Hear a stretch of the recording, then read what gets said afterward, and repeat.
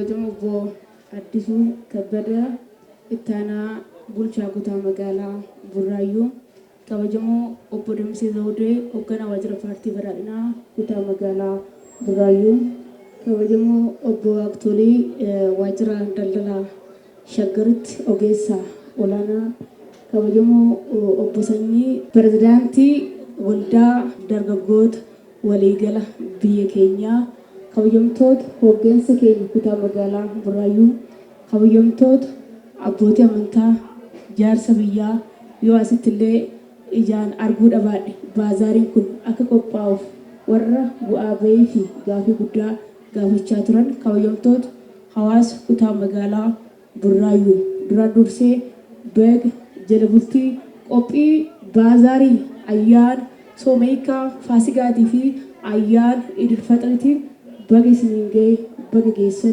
jechuun barbaada. Baazaariin akkuma hoogganaan waajjira daldala kutaa magaalaa Burraayyuu jedhanitti bitataa fi gurgurataa walitti fiduudhaaf qophiiwwan karaa adda addaatiin qophaa'u keessumattuu biyya keenya keessatti ashaaxira dinagdee fi daldala wajjin wal qabatee meeshaalee bu'uuraa kan hawaasni keenya bu'uuraan itti fayyadamu daldaltoonni karaa adda addaan keessumattuu warri dhuunfaa isaaniitiif kiisii isaanii qofaaf hawaasaaf hiyyaan yeroo miliqsanitti mootummaan keenya waldaalee hojii gamtaa waldaalee adda addaa yuuniyonotaa fi dhimaaxaa jajjabeessuudhaan tasgabbii gabaa akka fooyyessaniif hojiilee gurguddaa akka hojjetaniif firee kennee fi gara tokkoon oomisha isaanii akka beeksifatan gara biraatiin immoo hojii tasgabbii gabaa akka hojjetaniif yeroo baay'ee akkaataa ittiin jajjabeeffamaa jirutu jira. Hawaasni keenya ashaaxira dinagdee yeroo ammaa hattoonni fi sobdoonni karaa adda addaatiin mootummaadhaaf hawaasa keenya walitti buusuudhaaf oomisha dhoksanii olii gadatti miliqsanii mallaqa kiisii isaanii qofa guuttachuudhaaf ergama siyaasaatiif warra itti fayyadaman sana saaxilaa gaafii gaafannuuf waan hajamneef warra kanneef mootummaa keenya abdii egereetiif abdii hadhaa hawaasa keenyaaf rakkoo eeguudhaaf akka hojjetaa jiru beektanii keessumattuu dargaggoonni keenya fayyadamtoonni meeshaalee bu'uuraa waliigalaa dubartoonni keenyaaf qaamni asitti dhiyeessallee hannaa fi shira siyaasaadhaaf jecha xaxanii olii gad deeman kan eeruu kennaa deeggaraa gaafa faana bu'uun akkasitti dhiyaataa deemaa jechuudha. Mootummaan keessumattuu yeroo ammaa baazaariiwwan adda addaa qopheessuudhaan dhimaaxaa keenya waldaalee hojii gamtaa waldaalee bu'uuraa yuuniyoonota keenya naannoo Oromiyaa keessatti jiran hawaasa keenyaaf oomisha akka dhiyeessaniif yeroo garaagaratti jajjabeessaa deemaa jira waan ta'eef oomishni yeroodhaan magaala keenya keessatti kana boodan baduu jechuudha. Dhiyaataa deema xaafiin dhiyaataa deema midhaan dhiyaataa deema boqqolloon dhiyaataa deema waan hawaasni keenya barbaadu fedhii hawaasa keenyaa guutuudhaaf hooggansi keenya kan duraa caalaa halkanii guyyaa hojjechuudhaaf kutannoodhaaf murannoodhaan akkaataatti deemaa jirutu jira.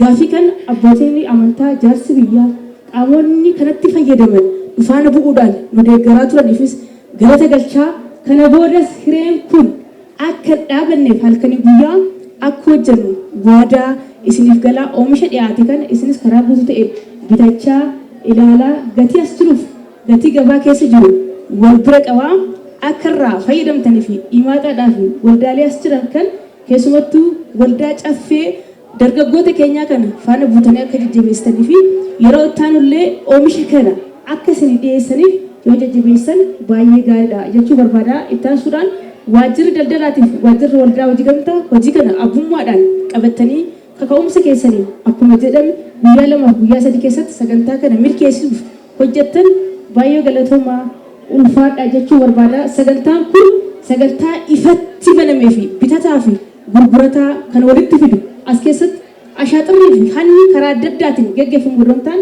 gabaa bilisaa kennaa irratti hawaasni keenya karaa guutuu ta'een akka fayyadamtanii fi haga gaafa ayyaana faasigaatii fi sooma hiikaa idil faxiriitti sagantaan kun walirraa akka hin cinnee fi karaa guutuu ta'een akka itti fuuf hin taasifne waan ta'eef galatoomaa ulfaadha jechuun barbaada. Baazaariin har'a akka magaalaa kanaatti qophaa'e kan duriirraa adda kan isa godhu bu'aan qonnaa as keessatti dhiyaachuu isaati. Gatiin isaas madaalawaa ta'ee sadarkaa akka magaalaa Finfinneettis akka Oromiyaattis gurguramaa jiru sanaa wajjiniin yoo xinnoo ishee dabalellee baay'isee sadarkaa gaariirra jiraachuusaa hubachuu dandeenyeera. Kun egaan bitataaf akkuma sila jedhame bitataa fi gurgurataan bakkatti wal ga'ee oomisha isaa walitti gurgurudha. Kana keessatti immoo fayyadamtoonni kan akka keenyaa kan akka saba bal'aa kun immoo achirraa fayyadamaa kan taasisu waan ta'eef adda kan isa godhudha. Bulchiinsi kutaa magaalaa Buraayyuu fi waajjirri daldalaa keenya waliin ta'anii sadarkaa kanarra ga'uu isaaniitiif riilii ani baay'iseen appreciate isaan godha. Kanaaf ani kana duwwaa miti amma as keessatti ayyaanni waggaas hin jiraata, homtallee hin jiraata. Kana keessatti rakkoon ammas irratti bu'aan argame kun warri finxaaleeyyii midhaan akka magaalaa Finfinneetti illee hin galle, akka naannoo Oromiyaa keessattis hin galle, nu birattis midhaan akka hin jirretti lakkaa'anii rakkoon isaan uuman sadarkaa kanaan kutaa magaalotaa 12 keessatti kan geggeeffamu waan ta'eef kaayyoo isaanii kan fashaleessu waan ta'eef kana irratti hundi keenya immoo gammaduu qabna. Waan jiru hundumaa dandeenyee warra finxaaleeyyii nutti fokkoran aangoorraas ka'uu qabdu jedhanii warra nutti fokkoran kana ofirraa ofirraa fageessuudhaaf ofirraa bakka isaanii malu akka isaan ta'an gochuudhaaf hundi keenya waliin qabsaa'uun dirqama barbaachisaadha. Kanaaf as keessatti bu'aan argame gaariidha. As keessatti humnamni harka qalleeyyii ta'an hundi kanaan fayyadamoo hin ta'an. Fayyadamoo akka isaan ta'an gochuudhaaf warshaalee as keessa magaalaa Buraayyuu keessa jiran kan walitti waamanii bulchaan kutaa magaalaa kanaa fi waajjirri dhaabaa keenya waliin ta'anii waajjirri daldalaa keenya wajjiniin ta'anii jara kana mariisisanii inni kanaan dura oomishaan gara jimlaatti malee gurguruu hin danda'amu jedhamee suuqii balbala isaaniitti bananii akka isaaniin gurgurre dhorkamee ture ministeera daldalaatiin kan ka'e waan ta'eef sanatti fayyadamanii balbala isaaniitti oomisha nagadan oomisha sana gatii hir'isanii akka isaan gurguran gochuu keessatti mariisisanii itti deemuun kan danda'amu waan ta'eef haala kanaan itti deemuun gaariidha. Warshaa daakuu qofa utuu hin ta'in warshaa biraas utuu hin ta'in warshaan bishaaniis warshaan ispoonjiis kun hunduu magaalaa kana keessa jiru waan ta'eef akka isaan gargaaraan godhanii fakkeenyaaf warshaan bishaanii birrii 100 kennuu hin danda'a. Birrii 100 sanaan daakuu bitanii yookiin waan biraa bitanii namoota harka qalleeyyii ta'an sanaaf kiiloo 25 kiiloo 10 akka isaan argatan gochuun waaqa biraas nama biraas waan guddaa kan nu argamsiisu waan ta'eef haala kanaan itti deemuun barbaachisaadha.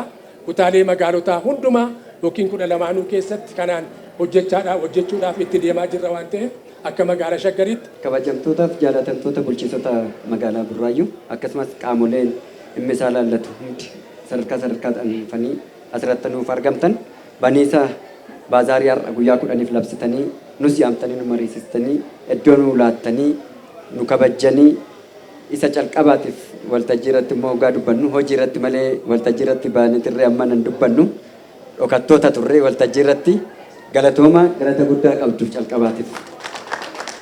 Kanatti aansuudhaan kabajamtoonniif jaalatamtoonni miseensonni waldaa dargaggoota caffee hojii gamtaa waliigalaa caasaa Burraayyuu irra jiran baay'eetu jira.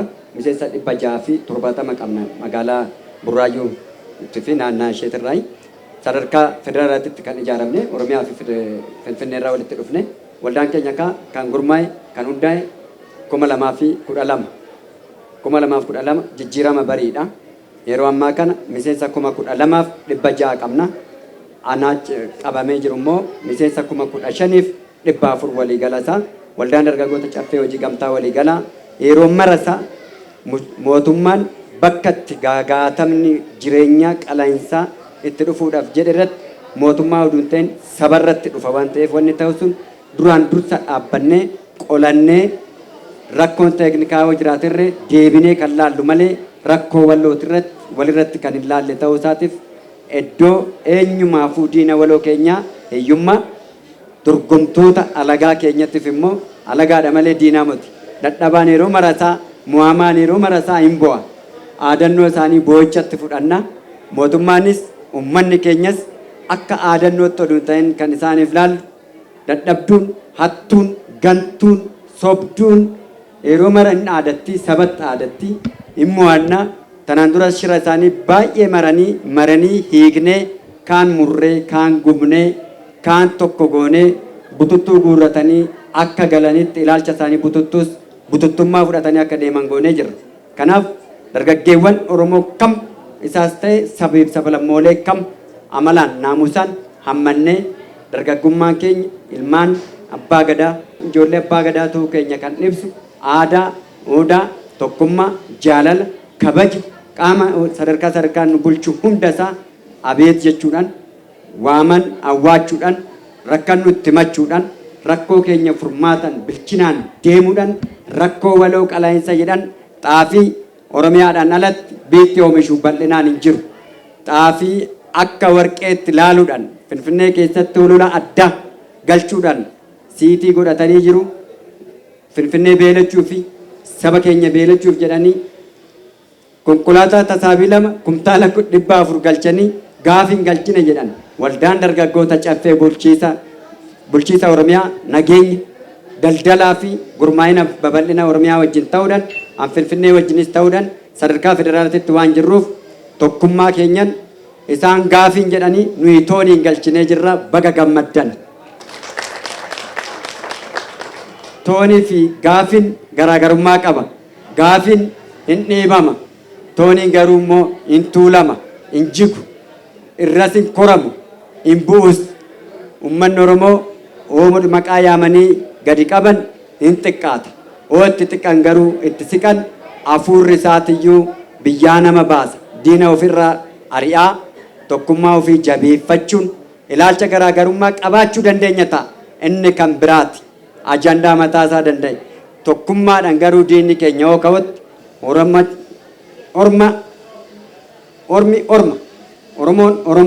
Oromummaa keenya qofan qabeenya waliin qabnu Oromummaa sirni waliin qabnu sirna gadaa mootummaan waliin qabnu mootummaa injifannoo boodaatti saniin tokko taanee diina waliin qabnu hiyyummaa awwaaluudhaan ajjaabii fi deeggartoota wajjin deemtuu hiyyummaa keenyaa garuu garaa gubuudhaan biyya isaaniitti tikkeettii kaffaltii hin qabne kenninee fi gaggeechuu qabna.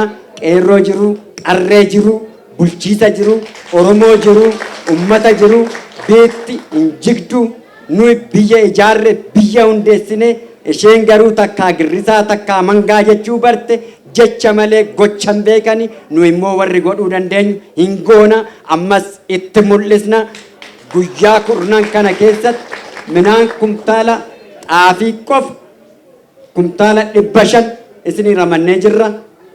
Garuu ofis laalaa ollaas laalaa walis laaluudhaan kiiloo 25 ayyaanni hoosiqetti immoo 25 isiniif dabal tokko isaatiin qusannoo nyaachuu nyaata keenya ammayyeeffachuun hawwaloo ta'uu qaba. Sababni isaa Oromoo kana kan miidhu yeroo baay'eessa oddoo qotata lafa qotata akka fedhiitti nyaata. Kanaaf boruuf rakkoo isaa san hin eeggatu. Han harkaa qabuuf kan keessaa qabu akka fedhe waan fedhe godha. Kanaaf ammaan booda nyaata qusachuu qabeenyee keenya qabaachuu dargaggeessi keenya jabaachuu yeroo mara dargaggeessa keenyaaf mootummaa keenya kan eeggatu akka misirrootti kan eeggachuu danda'u dargaggeessa qofaadha. Bara dargaggummaa kiyyaati irratti seenaa hojjedhee darbuu qaba. Abbaa garaa ta'uu hin qabnu, gantuu ta'uu hin qabnu, abbaa karaa ta'uu hin qabnu, afuuftuuf sochaastuu ta'uu hin qabnu, jiddu qo'attuu ta'uu hin qabnu, maxxantuu ta'uu hin qabnu, eeggattuus ta'uu hin qabnu. Shaggarsiitiin dhugumaattuu magaala haaraa akka taatuuf gahee mataa keenyaa ba'uu qabna. Galatoomaa isinan jaalladha.